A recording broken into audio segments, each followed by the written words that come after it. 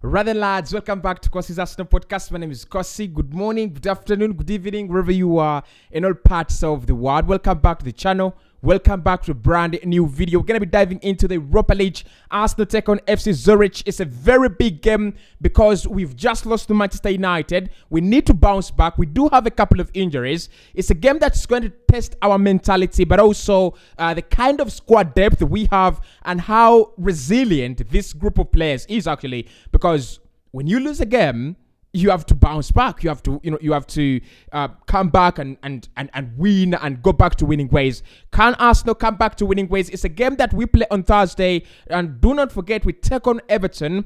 And an Everton side that I think is starting to believe. When I watched them over the weekend, I thought they're starting to believe in what Frank Lampard is trying to tell them, and they're also starting to understand each other. The connection between the players is there. So as Arsenal prepare for Zurich away from home on the road in the Europa League, you also have to think about hosting Everton in the Premier League. Can we go 2 games without a win? I don't expect that. I expect Arsenal to come back on bouncing on winning terms, and I expect us to bounce back as quickly as possible. Now, the Europa League group we have is quite an easy one. I think given the fact that 2 clubs have to qualify through the group stage, I think Arsenal will qualify quite comfortably. We do have FC Zurich, Bodo Glimt, and PSV Eindhoven, plus Arsenal in that group. Now, if I were to make my prediction, I would say Arsenal go through as group leaders. PSV Eindhoven comes second. FC Zurich could come third. And then Bodo from Norway, Bodo Glimt. This is Bodo Glimt from Norway, not the Bodo from France. Then Bodo Glimt will come fourth. I think that is if you look at the quality of the teams and how they qualify to be here, that is the criteria. So we take on Zurich as in our first game. They're not a very, very scary side. I've been looking at their statistics and they're awful. They're absolutely awful. In this season, 7 games in, they've only collected 2 points. They've only scored 2 goals and conceded 16. Actually, if you go back to their last campaign, they did win the league, by the way. And I'm so surprised that they won the league.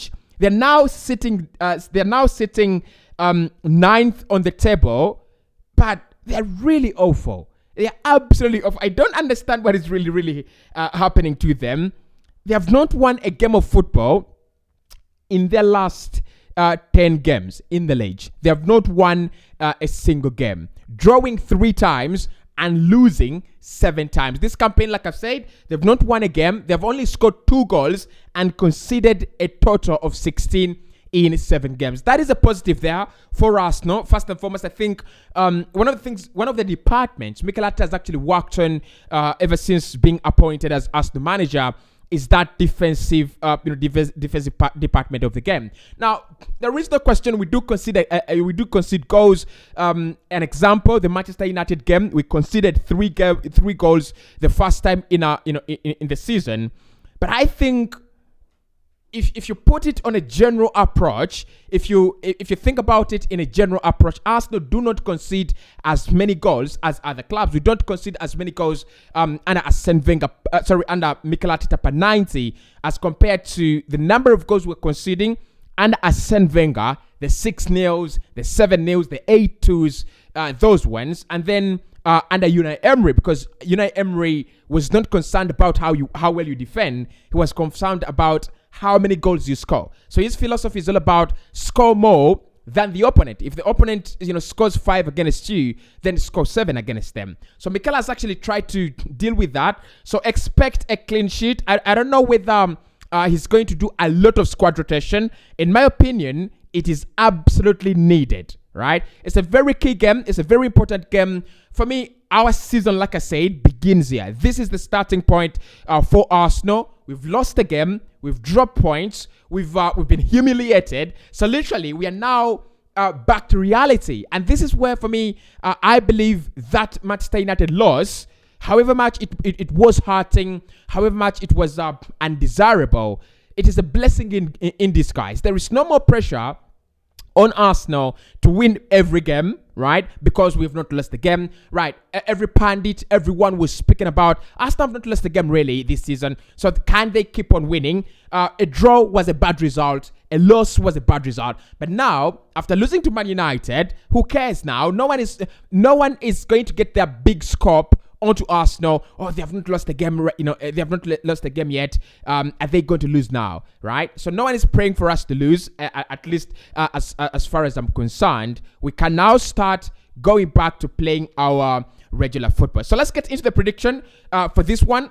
Zurich are at home, but the game is technically not going to be played at home, right? So they are at home in Switzerland, but the game is not going to be played on their homes, on their home ground. Actually, the game is going to be played 50 miles away in St. Gallen. It's going to be played 50 miles away from FC Zurich's home. So it's kind of a game on a neutral ground, and I love this. I really love this because again, Zurich are not doing well. They're struggling, but it just takes the home advantage away from them. Literally, they have nothing against Arsenal in this game. Yes, they will have a bigger crowd because it is easy to travel 50 miles within Switzerland than traveling from the UK to the Switzerland. So not many Arsenal fans are actually going to go. But what I'm trying to say here is that the home advantage is gone. So I'm going to predict Zurich not to score and Arsenal to score 5. I've always felt like this campaign, Arsenal will smack some team 5 and above. It was very close to coming to reality against Leicester City. Very close to coming to reality to Bournemouth. I think Arsenal let themselves down in that game. So in this one, Arsenal will smash FC Zurich 5-0. And of course, in the Europa League, you need the goal difference. Get such easy games, you can beat FC Zurich 5, and then when they come at the Emirates Stadium, beat them 7. That goal difference just helps you finish on top of the table, on top of your group, very, very comfortably. So let's get to the starting lineup, where I expect Mikel Arteta to make a couple of changes, and I will not actually, I will not disagree with him if he decides to go with a very strong Arsenal side. Like I said, it's an important game. It's a game where you're going to need to bounce back, a game where you're going to need to test that feeling of winning. And if you don't, that means you've gone 2 games now without a win, and that affects your confidence and that affects your morale. So I think squad rotation is key here. Squad rotation is absolutely key because games are going to be coming in thick and fast before the international break. We are talking about Arsenal playing FC Zurich. Then we take on Everton. Then we take on PSV Eindhoven. Then we take on, I think, Brentford. And then the next games coming in there are going to be Tottenham and Liverpool back to back. So you need to rest your squad. You need to rest your players. Every single chance you get, you need to rest your key important players. So in goal, I'm going to go with Aaron Ramsdale. Now he's a goalkeeper. Yes, he can pick up an injury, and we saw it in the Aston Villa game. Was very, very close to picking up an injury. We don't want that. We really don't want that. But I will stick with Aaron Ramsdale, and the reason is I think although it is FC Zurich, we cannot underestimate them. Yes, they don't have a win in the last 10 games in the league, but they're champions. You have to play with some respect. They're champions of the Swiss. I don't know how they call it. Is it called the Switzerland Premier League? I don't know how they call it. Let me just see here. How do they call it? Okay. It's called the Swiss Super League. That is what their league is called. It's called the Swiss Super League. So, champions of the Swiss Super League, brilliant. But honestly, I think that's all we can give them. That is the only point we give them respectful. They're champions of the Swiss Super League last campaign. So I'll go with Aaron Ramsdale. I think he's one of the key players, one of the senior players that you need him. And also, you need. It's a game where you can't afford any errors. It's a game where you cannot afford any mistakes. So for me, Matt Turner doesn't qualify for this game. It's a game where Arsenal will need some senior players to make sure that we bounce back. I will go for a back four as well. Rob Holding in there. Now, I've seen a couple of reports that Rob Holding could be one of the players that leave Arsenal before the Turkish window, Turkish transfer window leaves. I don't think Mikel Arteta will actually let go of Rob Holding. So I'm going to play Rob Holding in that centre-back, partnership on the right-hand side. So let's go with Rob Holding.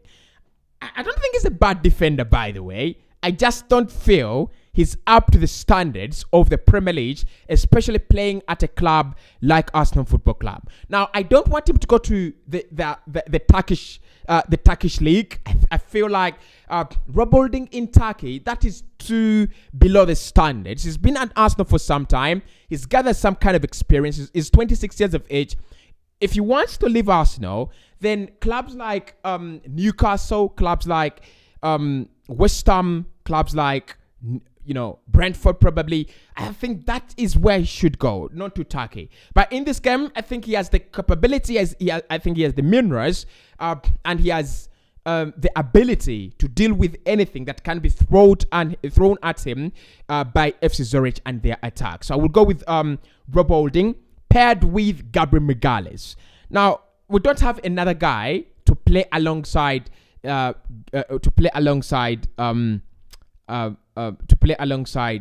Holding. We don't have a backup left-sided defender. So Gabriel Magalhaes, whenever he's gonna be fit, I'm afraid he's going to play as many minutes as there is. Of course, we know that Arsenal was trying to get in a left-sided backup centre back. We tried the likes of Josko Gvardiol, but the prices were really, really astronomical. RB Leipzig were thinking about 80 million euros. I don't think Arsenal were ever going to pay that for a backup left back, a backup, centre back. We talked about Lisandro Martinez, opted to go for Manchester United, and you can easily see the reason why. It was Erik ten Hag. So Gabriel Magalhaes alongside Rob Holding, that should be the centre back pairing that Mikel Arteta goes for. Right back, Takehiro Tomiyasu. I've already said that Ben White has played so many games, and what is the role? What is the reason of having two classy players per position? It is for squad management. It is for squad rotation. And this is where the true meaning of rotation actually comes into play. I think Ben White has done well since the start of the season. He was a bit outdone by that Manchester United game plan, and I thought he was exposed because he doesn't have the speed and he doesn't have the skill set to read the game and understand, or at least at the level of players like Christian Eriksen and Bruno Fernandes. And that's why it was so easy for Man United when it came to breaching our backline. But I think Ben White has been fantastic. But Takehiro Tomiyasu, rotation, that is reason number one. If you want to rotate your side, if you want to get as many players as you can in terms of being fit, then this is a game where Takehiro Tomiyasu has to play. He's a natural right back. At least he's one of the natural right backs we have. I would have gone with Cedric Soares, but Cedric is actually out injured. Injuries are just hitting Arsenal just like nothing. So I'm going with Takehiro Tomiyasu. Left back, it's Kieran Tierney. He lacks confidence, Tierney. He lacks form. He's out of form. He's absolutely dreadful. Absolutely dreadful. Actually, it's very, very easy to see why Mikel Arteta has decided to go and sign Alexander Zinchenko for 35 million and then start Zinchenko over Kieran Tierney. Tierney, as a player, is not a bad one. I think he's one of the best performers for Arsenal in the last two campaigns, but his problems have always been form, and when he comes back from form, he struggles. Injuries. And he comes back from injuries, he struggles to regain his pre-current form. So, but this is a game where I think Kieran Tierney will be very much needed for rotation. reason one. But he's also one player that you will trust when it comes to leadership and also attitude and mentality. Currently, he's not playing well. Yes, we agree. Currently, he's not giving us the best we're asking for. We're asking of him. But you cannot doubt the ability of Kieran Tierney at left back. He's a quality left back, and we're very, very lucky to have Zinchenko and Kieran Tierney in the same position. Many clubs don't have that. You ask Man United, they have Tyrell Malacia, who I think is very, very, quite, interesting, and then have a washed Luke Shaw, right? So there are not so many clubs that have the opportunity to have a world-class left back in Alexander Zinchenko and then a world-class prospect in Kieran Tierney. If he can stay fit, for me, it's going to be a very interesting battle between him and Alexander Zinchenko throughout the campaign. But Tierney, this is your time. This is time for Kieran Tierney to shine. And in my opinion, if he doesn't use the Europa League to send a statement to Mikel Arteta, then he won't get a better chance. So that is my back four. Now, in midfield, I thought about options, but what other options do I have? Albert Sambi-Lokonga in the pivot should start, definitely. I've had reports on Thomas Partey will do that live. We'll talk about Arsenal's injury crisis live and everything. But I've seen Partey has been called up for Ghana. Now, my problem with national teams is they're desperate, right? They are so desperate. When a player has been left out by their club just for precaution, to make sure that the injury doesn't worsen, they'll come and call up the player because they don't care. They don't fucking care. They'll just call up the player. After all, it is their player. In my opinion, Thomas Partey must not play for Ghana any single minute until the World Cup. And I'll say that again. Thomas Partey must not play for Ghana any single minute until the World Cup. Let him kill. That is why Arsenal are not rushing him. That is why Arsenal did not play him on injections against Manchester United. We know very well he's a very important player, and if he was in that game, United don't have all that freedom. The likes of Christian Eriksen don't have that passing range. The likes of Bruno Fernandes don't get that passing range when you have Thomas Partey in the middle of the park. But with the reason that we didn't rush him, we are actually taking precaution, and Ghana have actually called him up. It's interesting. It's so interesting. So Albert Sambi-Lokonga in the pivot. We don't have anyone else. I thought Alexander Zinchenko played really well, but he's not an option I'm willing to risk.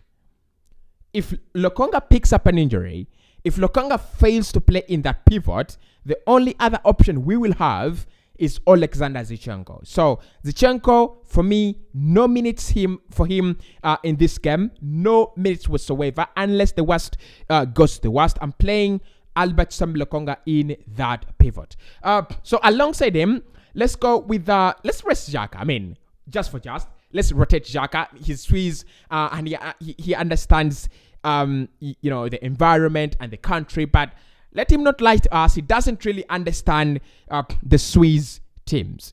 Much of his experience comes in from Germany, from Borussia Mönchengladbach, and the better part of his career has been played in London at Arsenal Football Club. So I will drop Granit Xhaka. I just want to see what does this Arsenal midfield look like without Granit Xhaka as a number 8. My number 8 then is Fabio Vieira. Yeah, I will go with Fabio Vieira. Look, I saw him a few minutes on for the Manchester United game, or for substitutions by Mikel Arteta, but I think Fabio Vieira has a few elements that we will enjoy as the fans. He loves to shoot, he loves to make those assists, and he has a very, very different dimension and picture of the game. He's quite very, very similar to Kovacic at Chelsea. Those kind of players that are always on the pitch and they're always going to see a very different picture. I still remember when he came on, made a very fabulous pass for Gabriel Martinelli. And it was very, very good defending by Scott McTominay, because McTominay spots danger and decides, I'm not taking any chances. I'm going to wash it away. If McTominay doesn't read that ball, Martinelli, any touch from Gabriel Martinelli is a goal. So I think Fabio Vieira should start in this game. There are no questions there. There are no questions. I have no option then. I will play Martin Odegaard as well in this one. I need the experience. I need the quality. Look, Odegaard is a player I would be very, very happy to rotate, but I've never agreed with Emile Smith-Rowe being played as a number 10. What is Mikel Arteta even trying to do with playing Emile Smith-Rowe directly in that Martin Odegaard role? It's not working out. Emile Smith-Rowe does not have the intelligence. He doesn't have the intelligence to pick out those passes just like Martin Odegaard. The game, Emile Smith-Rowe's game, is so different from Martin Odegaard's game. And I'm gonna say this: Mikel Arteta is killing Emile Smith-Rowe. But also, we cannot play Emile Smith-Rowe because he's picked up an injury in the post-match warm-up after Manchester United, so we cannot play him. So Odegaard, Vieira, and Albert Lokonga, that is enough to create enough chances, dominate the game, and create us very, very interesting, very interesting situations.